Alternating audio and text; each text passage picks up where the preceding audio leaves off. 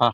નમસ્કાર દર્શક મિત્રો, નવજીવન ન્યૂઝમાં આપનું સ્વાગત છે અને આપણા સાથે જોડાયા છે આમ આદમી પાર્ટીના ધારાસભ્ય સુધીર વાઘાણી. જે પ્રકારે આમ આદમી પાર્ટી અત્યારે ઘણા સમયથી ચર્ચામાં છે અને ચર્ચાનું કારણ છે કે વિસાવદરની બેઠક પર ગોપાલ ઇટાલિયાએ જીત મેળવી અને થોડાક સમયમાં જ બોટાદના જે ધારાસભ્ય છે ઉમેશ મકવાણા, જે પોતે વિધાનસભામાં દંડક હતા, તે દંડકના પદ પરથી રાજીનામાની જાહેરાત કરે છે અને પાર્ટીના તમામ પદો પરથી પણ તે રાજીનામાની જાહેરાત કરે છે.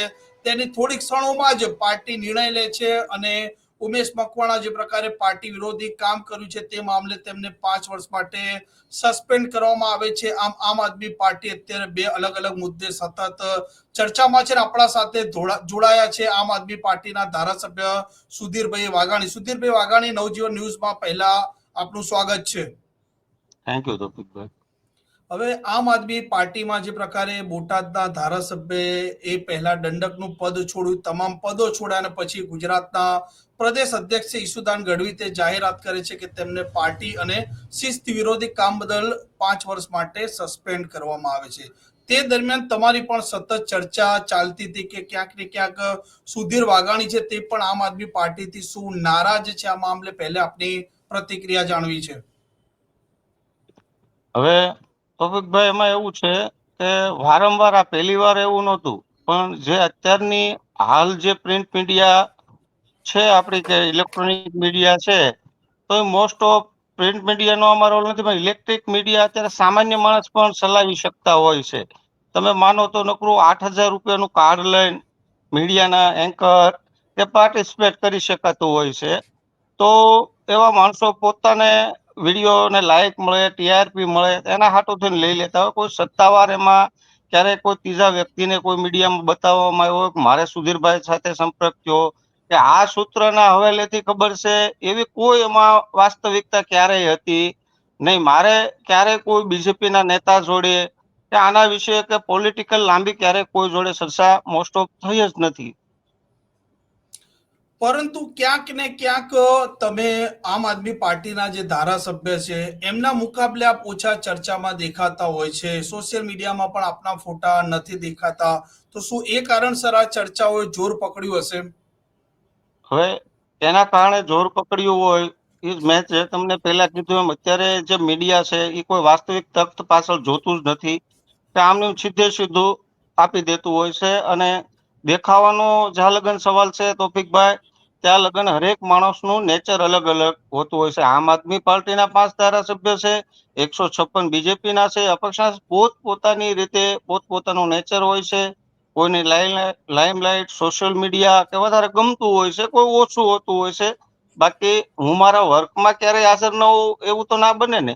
બાકી કોઈ સોશિયલ મીડિયા કે મીડિયામાં જાહેરાતો કરવી કે ફૂલ દેખાવું કે આગળ, એનાથી કઈ હું એવું નથી માનતો. એટલે હું બહુ ઓછો કદાચ મીડિયામાં હશ કે બીડિયામાં હશ, એટલે એના લીધે તમે જેમ અનુમાન લગાડ્યું એમ કોઈ અનુમાન લગાડીને આપી પણ દેતું હોય છે કે ભાઈ સુધીરભાઈ દેખાતા નથી આમ આદમી પાર્ટીના મોસ્ટ ઓફ કાર્યક્રમોમાં, તો કદાચ એ બીજેપીમાં જવાના છે, અથવા એની બીજી કોઈ રાય હોય, અથવા અત્યારનો સમય છે કે છે કે ભાઈ મીડિયા આમ તેમ છે, તો એમાં એવા પણ માણસો આવતા હોય. સુધીરભાઈ, તમે આમ આદમી પાર્ટીના જે કાર્યક્રમો હોય છે એમાં મોટા ભાગે ખૂબ ઓછા દેખાતા હોય છે, સક્રિયતા પણ આપની ઓછી દેખાતી હોય છે. ઉમેશભાઈના સાથે આપનું નામ પણ સતત ચર્ચાયું છે. તો શું સુધીર વાઘાણી આમ આદમી પાર્ટીમાં આવનારા દિવસોમાં રહેશે, એની ગેરંટી શું? તોફિકભાઈ, કોઈ આજ સુધી ઇન્ડિયામાં મેં નથી જોયું કે કોઈ એવો સ્ટેમ્પ આવતો હોય.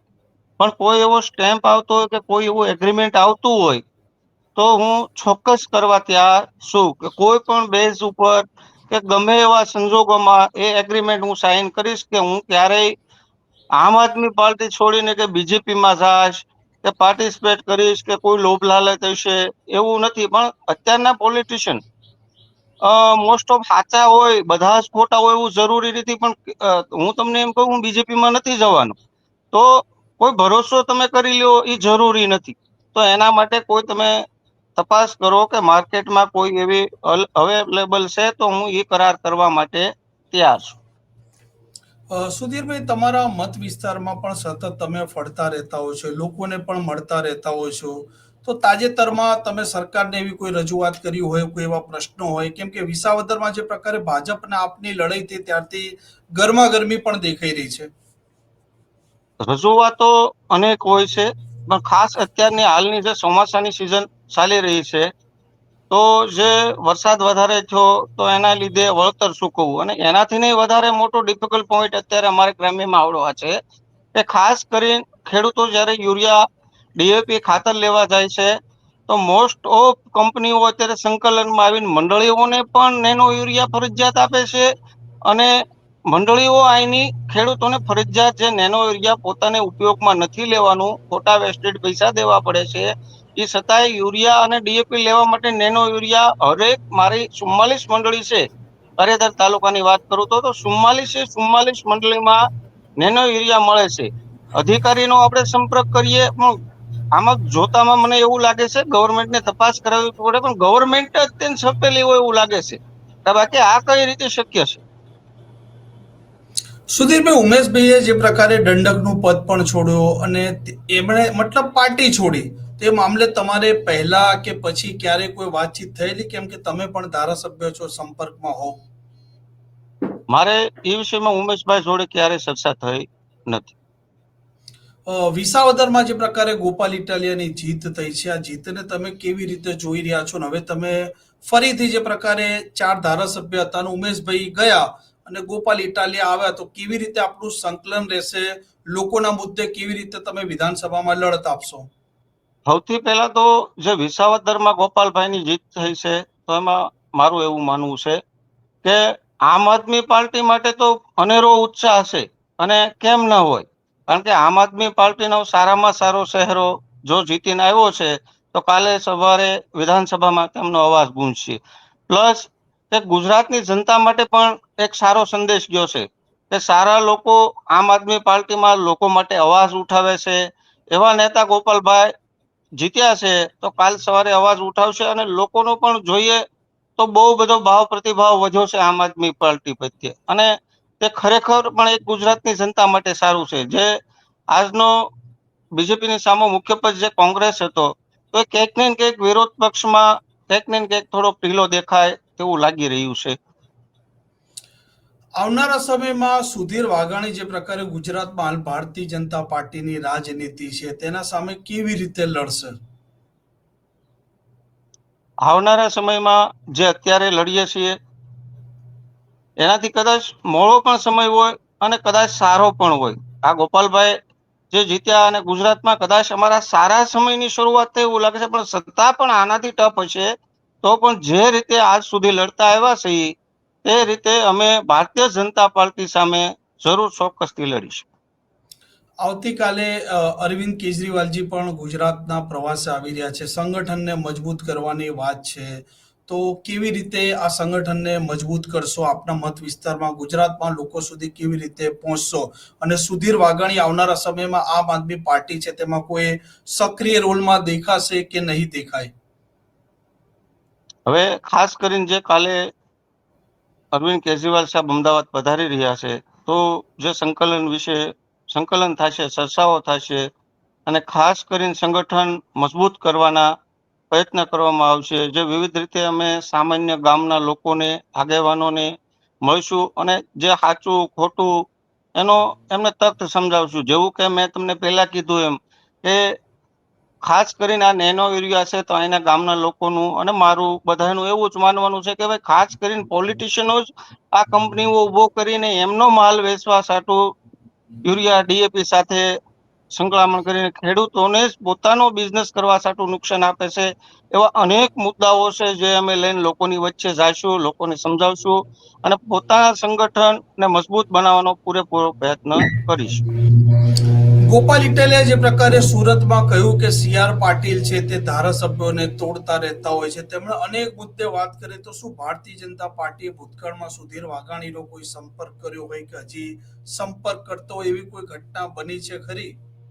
હાલ કોઈ ભારતીય જનતા પાર્ટી દ્વારા છેલ્લા 15 દિવસની વાત કરું તો કોઈ સંપર્ક કરવામાં આવ્યો નથી, પણ ભૂતકાળમાં અનેક પ્રયત્નો થયા છે. કેવા પ્રયત્નો? સંપર્ક મંત્રી પદની ઓફર કે ટિકિટની ઓફર? કેવા પ્રયત્નો થયા હતા? શું વાતચીત થઈ હતી? મંત્રી પદની ઓફર પણ થયેલી હોય છે, અને ટિકિટ તો કોઈ સામાન્ય વસ્તુ છે, ટિકિટ કોઈ બડી મોટી વસ્તુ નહોતી. એટલે એ તો સામાન્ય બધા જ ધારાસભ્યો જેટલા જોડાણા હોય એટલે આમાં કહેતા બધું જ અનેક વસ્તુ જે તમને ગમતું હોય એવું એના તરફથી કહેવામાં આવતું હોય છે. પણ ભૂતકાળમાં પણ જે જી જી જી બોલો બોલો પણ બોલો. ઘણી બધી ઓફરો એવી આપતા હોય છે કે તમારે બીજેપીમાં આ ફાયદો, વિસ્તારને આ તે, પણ વાસ્તવિકતામાં ક્યારેય ત્યાર પછી કોઈનો સંપર્ક થયો નથી. જે પ્રકારે ભારતીય જનતા પાર્ટીમાં અનેક પાર્ટીમાંથી ધારાસભ્યો જતા હોય છે, ત્યાં ધારાસભ્ય બનતા હોય છે, તો તેને તમે કેવી રીતે જોઈ રહ્યા છો? એ વ્યક્તિગત પોતાનો વિષય હોતો હોય છે. ઘણા ધારાસભ્યો હોય છે તો બધા સરખી કેટેગરીમાંથી બધાની સરખી વિચારધારા નથી હોતી. પોલિટિક્સ છે તો એમાંના ઘણા ધારાસભ્યો છે તો પોતાના ફાયદા સાટું જતા હોય છે કે ભાઈ સત્તા પક્ષ સાથે રહેવું. બીજેપી પાસે સત્તા છે એટલે કાંઈક ને કાંઈક બેનિફિટ હાટું પણ આજે ઇન્ડિયામાં રાજકારણ કરવામાં આવે છે. ઇન્ડિયા, ખાસ કરીને ગુજરાતની વાત કરો તો રાજકારણ સેવાનું ક્ષેત્ર છે, પણ એનું નામ સેવાનું ક્ષેત્ર છે. પણ આજે તમે સર્વે કરાવો તો સેવા સાટું જ બધા ધારાસભ્યો હોતા હોય છે એવું જરૂરી નથી. હરેકની અલગ અલગ માન્યતાઓ હોતી હોય છે. કોકને જો કોકના પહોલાવાથી પહોલાવાઈ જતું હોય છે. કોઈની હવની પોતાની મેન્ટાલિટી ઉપર ડિપેન્ડ કરતું હોય છે. ઉમેશભાઈએ આમ આદમી પાર્ટી છોડી છે, તો શું લાગે છે ઉમેશભાઈ ભવિષ્યમાં ભારતીય જનતા પાર્ટીમાં જોડાઈ શકે ખરી? કેમ કે પોતે જ એવું કહેતા હતા કે 20-22 વર્ષ હું ભાજપમાં રહ્યો, 2020માં આમ આદમી પાર્ટીમાં આવ્યો, અને આમ આદમી પાર્ટીમાં ચોક્કસ વ્યક્તિઓ છે તે જાતિવાદ ચલાવે છે તેવા આરોપના સાથે એમણે આમ આદમી પાર્ટી છોડી. તો શું આમ આદમી પાર્ટીમાં જાતિવાદ છે? જ્યારે કોઈ પણ પાર્ટી છોડતું હોય છે તો એકબીજા ઉપર આરોપ સ્વાભાવિક છે લગાડતા હોય છે. આમ આદમી પાર્ટીમાં એક જ્ઞાતિવાદ હોતો જ નથી. જ્યારે ગુજરાતમાં ગઈ વખતે પહેલી વાર પાર્ટિસિપેટ કર્યું ત્યારે 182 ઉમેદવાર મળ્યા. આમ આદમી પાર્ટી, તમે, હું અને સમગ્ર ગુજરાત જાણે છે ત્યારે પાર્ટી નાની હતી. એટલે કોઈ એમાં જ્ઞાતિવાદ કે આ તે કે એટલી બધી બીજેપી જેટલી સત્તા ઉપર કોઈ પાર્ટી નથી કે એમની એટલી બધી માંગ હતી કે આવું હતું. હવે કદાચ આવનારા સમયમાં થાય છે કે ભાઈ માંગ હશે આમ આદમી પાર્ટીને, અને આમ આદમી પાર્ટીમાં ક્યારેય કોઈ જ્ઞાતિવાદ છે નહીં. આજે ધારાસભ્ય છે તો એક જ્ઞાતિના પણ બે નથી. ચૂંટાણેલામાં જોવો તમે, ટિકિટનો રેશિયો જોવો તમે, ટોટલ સર્વે કરો એટલે ખબર પડશે એમાં કોઈ જ્ઞાતિવાદ કે કોઈ એક વ્યક્તિનું ચાલતું હોય કે એવું કોઈ છે જ નહીં. પાર્ટી એના નિયમો મુજબ જ ચાલે છે. ઉમેશ મકવાણાએ એવો પણ ગાંધીનગરમાં દાવો કર્યો હતો કે આમ આદમી પાર્ટીના જે અન્ય ધારાસભ્યો છે તે CR પાટીલની ઓફિસે પણ ચક્કર મારી આવ્યા છે, CMના બંગલે પણ ચક્કર મારી આવ્યા છે. તો શું સુધીર વાઘાણી આ બંને જગ્યાએ ગયા હતા ખરી? ના ના ના, એવું હું ક્યારેય નથી ગયો. પણ ઉમેશભાઈ પક્ષ છોડ્યા પછી મેં તમને પહેલા કીધું એમ કે કોઈ પણ નિવેદનો આપતા હોય છે, એના નિવેદનોમાં વાસ્તવિકતા કોઈ હોય તો એમને સામે લાવવા જોઈએ. હવે માનો આમ આદમી પાર્ટી સાથે એમનો શેડો ફાટી ગયો છે તો એમને છામાં લાવીને કહેશે સમયમાં, અને દૂધનું દૂધ પાણીનું પાણી થઈ જશે. કોઈ પણની વિરુદ્ધ એની આરોપ લગાડ્યા હોય તો એમને એવિડન્સ સાથે આપશે તે. તો આભાર આપનો, આપ અમારા સાથે જોડાયા, આપે સમય કાઢ્યો. જે પ્રકારે આમ આદમી પાર્ટીના ધારાસભ્ય ઉમેશ મકવાણાએ પણ આમ આદમી પાર્ટી છોડી અને હવે તે અપક્ષના ધારાસભ્ય રહ્યા છે, તેમના સાથે નામ ચાલી રહ્યું હતું ધારાસભ્ય સુધીર વાઘાણીનું. જો કે તેમણે સ્પષ્ટતા કરી છે કે તે આમ આદમી પાર્ટીના સાથે જ છે, ભારતીય જનતા પાર્ટી સાથે તે અને તેમના અન્ય જે સાથી મિત્રો ધારાસભ્ય છે તે ગુજરાતની જનતાના મુદ્દે સતત લડતા રહેશે અને વિધાનસભામાં અવાજ પણ ઉઠાવતા રહેશે.